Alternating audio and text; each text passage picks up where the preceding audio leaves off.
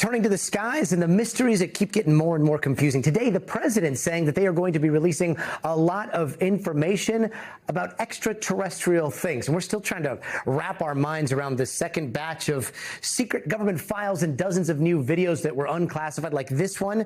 This one down here, it's this object that's sort of being tracked along what looks like a wind farm. It's interesting, still kind of inconclusive. And then there was one video that was released that immediately caught my attention. If we have it here, it's this one. Okay, so the Pentagon says that this was shot over Syria in infrared. You can see in 2021, they're tracking some sort of object. They start to get a lock on that object. Then things get a little bit weird. Watch this. Wait for it. Wait for it. Tracking that object.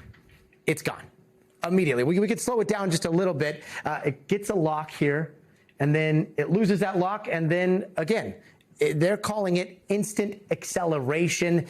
And when I saw it, I gotta admit, like, it made me feel very, very weird. And here is why. Bear with me here.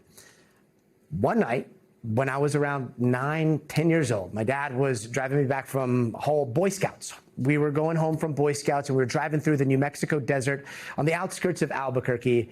And I remember my dad and I were sitting in the car, we were going down Paradise Boulevard, and then we see this light. And I thought at first it was a helicopter, but as it got closer to the car, it suddenly stopped and then just zoomed away. Instant. Very similar to that instant acceleration, but it was more like a check mark, and then it just disappeared. And my dad and I, we looked at each other. He shouted "ovni," which in Spanish is UFO, and then we rushed home. We told our family, and then that was basically it. Like, very anticlimactic. I have no idea if what we saw was some sort of test from Kirkland Air Force Base or Sandia National Labs, or if I was just like an impressionable kid who watched Star Wars way too many times and saw the Millennium Falcon just dart off. I don't trust a 30-year-old memory, but seeing this kind of acceleration, it is eerily similar to what I'm pretty sure I saw. And again, I'm not saying what it was, but it has forced me to approach all of this, trying to balance skepticism also with an open mind. It's a weird juggle, but it's something that we're trying to do. So there it is. That's my disclosure ahead of what we hope is a government disclosure, ahead of a movie that's coming out called Disclosure Day. We don't know where all this is headed. As for the video that we're talking about, not this video, but the Syria video, we have very limited information from the Pentagon other than that the video was released. It's been unclassified. There's this short description, but there was a grainier version of that video that was released publicly before all this by Jeremy Corbell. He's the co-host of the Weaponized podcast. He has been tracking so much of all of this. So let's bring in investigative journalist and UFOologist Jeremy Corbell to talk a little bit more about these new files, and specifically, Jeremy, about what happened in Syria. So, putting aside my New Mexico story here, like this Syria video, walk us through what we are seeing here specifically.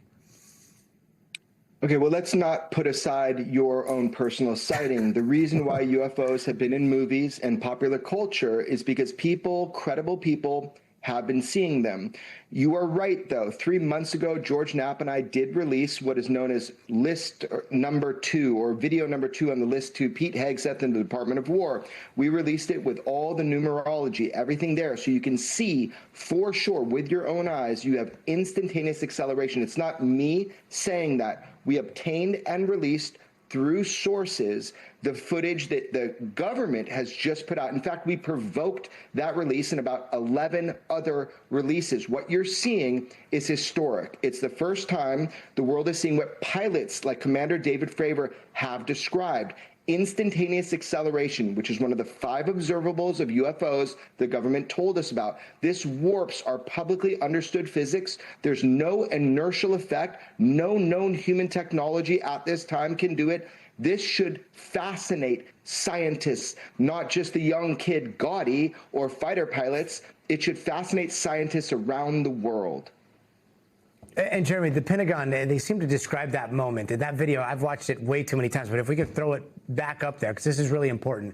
They describe this moment writing, "The sensor stops tracking the area of contrast." And you see those little lines around that. And then maybe it loses the track there, but it says the sensor loses that, and then it causes it to rapidly exit the right side of the frame. Like, could this be just the FLIR tracking it, and then it lost it, and then all of a sudden the camera stops, and then that's what makes it look like it accelerated away? Well, actually, our government didn't think so. That is the official analysis that was leaked to us that we put out 3 months ago.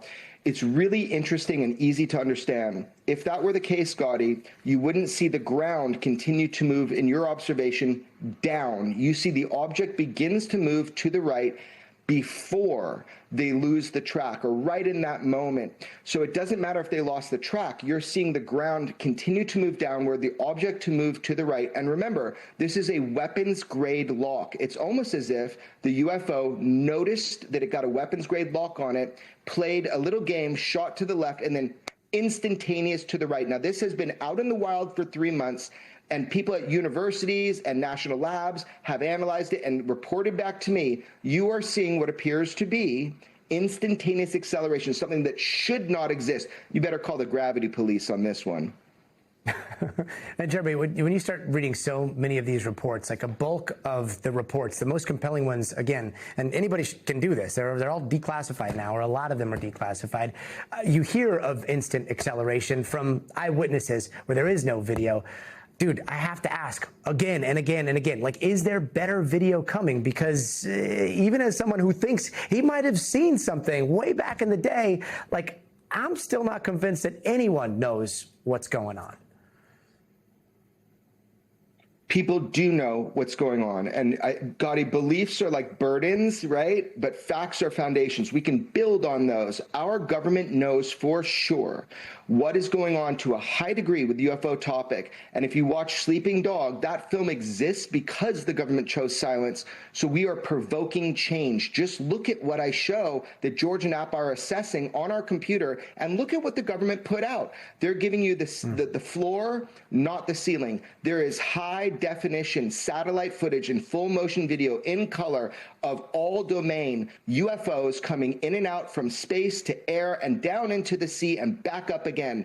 I suggest everybody pay attention. Every inch is fought for. We must provoke this change. It is time, and it is possible that they tell the truth to the American public, because we're not just talking craft. Remember, David Grush testified to reverse engineering programs of this hardware and to bodies, biologics, non-human intelligent beings. And if that's true, if he was telling the truth, our government does know. They have autopsy reports and footage. We are getting the floor, not the ceiling. It is time to be honest with the American public, and our president seems determined to do so.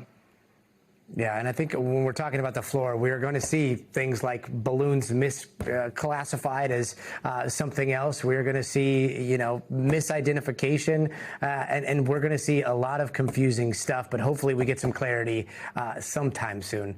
Jeremy Corbell, always good to see you. Thank you. We thank you for watching. And remember, stay updated on breaking news and top stories on the NBC News app, or watch live on our YouTube channel.